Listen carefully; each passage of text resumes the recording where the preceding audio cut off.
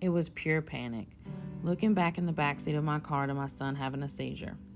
I couldn't find my hazards to get through the traffic. I couldn't even grasp my thoughts to grab my phone and call my husband, mom, anybody. I just remember continuously looking back and the seizure was still happening.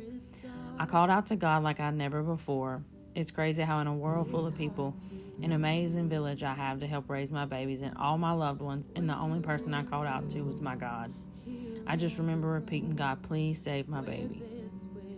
I was only half a mile from the hospital. It felt like an eternity. I pulled up to the wrong door. A sweet old lady was motioning me to the ER door.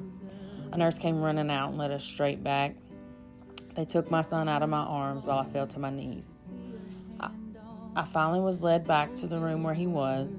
He was disoriented, but he was okay. The nurses assured me that this was normal. I was thinking, this ain't no normal I have ever seen. I realized I still haven't called his father. My car's in the parking lot running. My phone, my wallet, my keys, everything, still in the car, the running car. Almost positive the door was left wide open. I didn't care though. My son was breathing and he wasn't having a seizure anymore. I asked the nurse for the hospital phone to call my husband, hoping he'd answer a random number. I was so out of breath he could barely understand me. He was all the way in Arkansas working. He answers, thank God. I update him on the last 10 minutes of what is currently the darkest time of my life, and he tells me he's on his way. 3 hours away, but he's on his way. The nurses and doctors take blood, urine samples. They did every test imaginable. MRIs, you name it, it was done. I was just looking at the clock, counting down the minutes until Jeffrey got there. A sweet nurse did offer to grab my things out of my car. He looked everywhere for my phone with no luck. I found it later that day in the bottom of a messy floorboard. Don't ask me how it got there.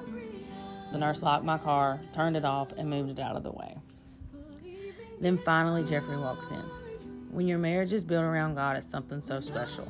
The comfort of him just being there was just much needed after the day we had.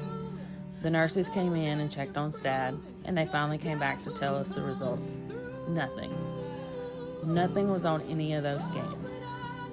Yes, we knew he had an ear infection, but not one sign that he had a seizure. I was taken back. Nothing? No, ma'am, you have a healthy boy. These seizures caused by a spike in fever happen, but there's no sign he had a seizure. What a faithful God. I went to work.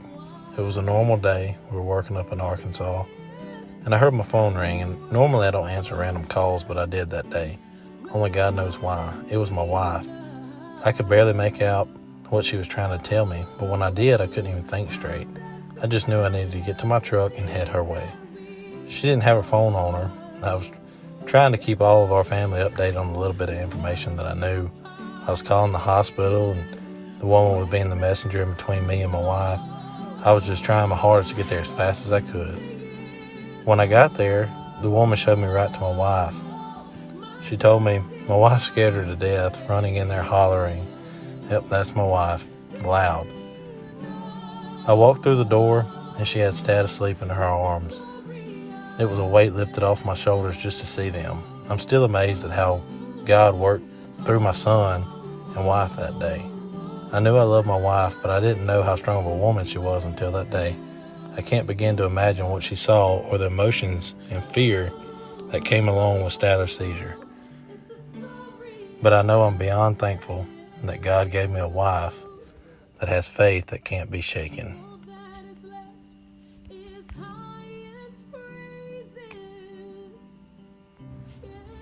But I saw it.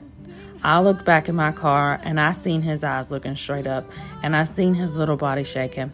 I heard his teeth chattering. I felt his limp body as I was running into the ER asking someone to save my baby. I saw it, I heard it, and I felt it. I know it happened. But my God. I walked out of that ER with a faith I'd never felt before. I know my God works miracles, but did I ever think I would need a miracle, let alone deserve a miracle? But my God is faithful, and he proves over and over and over again every single day. I often think What if my mama didn't drag me to church all those Sundays? I wouldn't have known who to call on this day.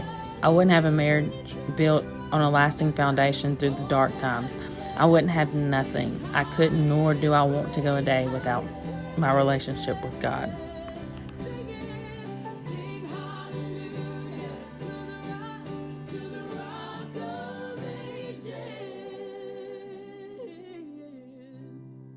And I'll testify of the best.